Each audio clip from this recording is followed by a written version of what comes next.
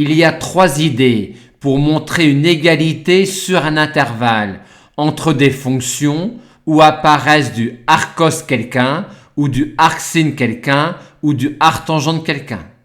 Idée 1. On va montrer que 2 angles sont égaux en montrant que les 2 angles ont une même ligne trigonométrique, à savoir que les 2 angles ont même cosinus ou même sinus ou même tangente, et on va en plus essayer de localiser les 2 angles pour qu'à partir de l'égalité de leur sinus ou de leur cosinus ou de leur tangente, on puisse en déduire que les 2 angles sont égaux. Idée 2.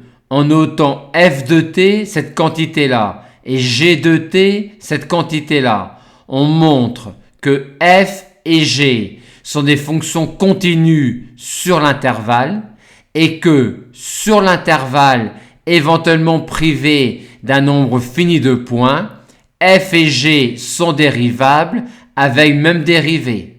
Ce qui permettra de dire que sur l'intervalle, il existe une constante c telle que f de t égale g de t plus c. Et on détermine c en prenant une valeur particulière de t ou en regardant une limite aux bornes de l'intervalle.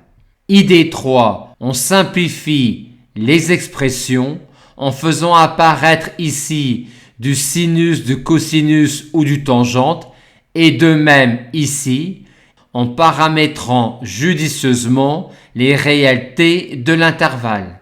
Ici, on écrirait les réels t du segment moins 1 sous la forme cos θ avec θ appartenant au segment 0 pi, vu que arccos de cos θ deviendrait θ et que grâce à une formule trigonométrique, on pourrait exprimer simplement 1 plus cos θ sur 2.